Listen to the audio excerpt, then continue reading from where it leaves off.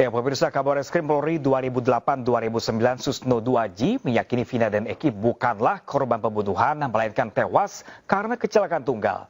Sementara kuasa hukum keluarga Vina, Raden Reza, menyebut pihaknya masih beranggapan bahwa kematian Vina dan Eki merupakan kasus pembunuhan berencana. Dan berikut cuplikan dialog dalam program Aisyrum. Saya katakan 100% kecelakaan ya. Kecelakaan. Sampai hari ini tidak ada seorang pun yang mampu membuktikan itu sebagai tindak pidana. Tapi kalau kecelakaan, ya sudah jelas terbukti. Sepeda motornya, dagingnya, kemudian posisi korban, darah menumpuk di situ gitu. Ya kemudian TKP-nya jelas, TKP di Cirebon Kabupaten. Jadi yurisdiksi daripada Polres Cirebon Kabupaten, bukan Polres Kota. Okay. TKP-nya satu, bukan di 2 tempat atau 3 tempat.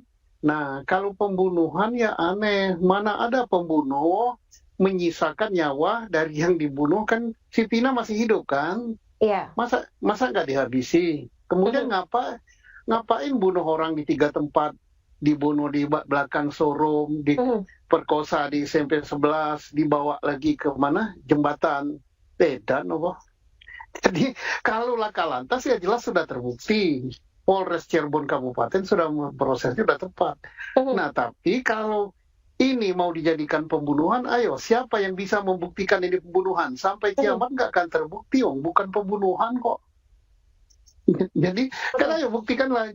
Nah, hakim mengadili sesuatu perkara yang dia tidak tahu ini pembunuhan apa kecelakaan. Nah, ini karena kebodohan hakimnya yang bodoh. Hakim tingkat pertamanya yang nggak ngerti apa-apa, hakim tingkat banding nggak ngerti, hakim tingkat kasasi, hakim agung ya. Nah, mudah-mudahan aja pada PK ini ngerti, ini udah jelas lah. Persen tertinggi itu kan 100 ya, nggak ada 1000 ya. Tapi kecelakaan lalu lintas dan tunggal. Lihat sepeda motornya, lihat posisi jenazah, lihat darah, lihat lukanya. Lukanya bukan diketok sama benda tajam, itu kan di bawah helm, di leher. Benturan itu jelas benturannya ke pembatas jalan itu. Nah, kalau kejadian ini masih baru, tentunya bisa dilihat gesekan sepeda motor, catnya itu pasti nempel di jalan gitu. Makanya Polres Cirebon Kabupaten sudah langsung memprosesnya kecelakaan. Nah, tanggal sekarang dicari siapa yang merubahnya menjadi pembunuhan, merubahnya menjadi 3 tempat, yaitu Rudiana. Rudiana sama siapa? Ya, Rudiana sama Aep. Sama siapa? Ini menjadi kasus pidana karena laporan dari ayah korban Eki ini, Pak Susno.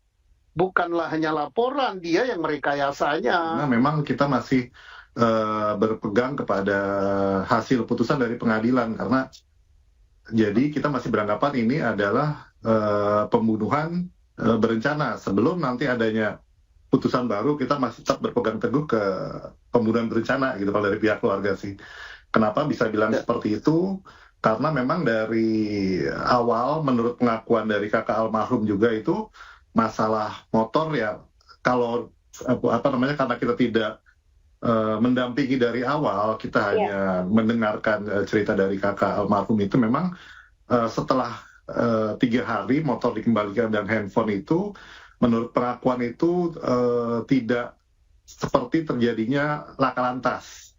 Dalam artian untuk yang laka lantas yang sebegitu hebat itu harusnya motornya hancur atau handphonenya juga rusak gitu kan. Tapi memang di situ juga pada saat memandikan jenazah almarhum, menurut beberapa pengakuan dari saudaranya yang memandikan pada saat itu, neneknya dan lupa saya siapa namanya, itu juga memang tidak ditemukan seperti bekas kecelakaan, dalam arti ada daging cowel atau tercabik, tapi memang lebih ke bagian kepala belakang leher itu seperti tidak ada tulangnya, terus juga di kemaluan itu katanya bengkak. Jadi memang sampai pada saat ini dari pihak keluarga memang masih menganggap itu suatu pembunuhan. Tetapi apabila nanti terbukti itu laka lantas, ya kita pasti akan menerimanya seperti itu. Di awal pada saat sidang pertama, Mbak, menurut pengakuan dari Mbak Marliana itu memang didatangi oleh Pak Rudiana pada saat itu beserta timnya. Dan beliau bilang bahwa di salah satu handphone terdakwa pada saat itu ada bunyi chat, waktu itu masih BBM, itu ada ajakan untuk membunuh. Seperti, tapi tidak diperlihatkan isi chatnya, tapi hanya berbicara di luar ruang sidang pada saat itu, di persidangan pertama. Jadi itu yang menambah yakin dari pihak keluarga bahwa itu memang ada perencanaan pembunuhan.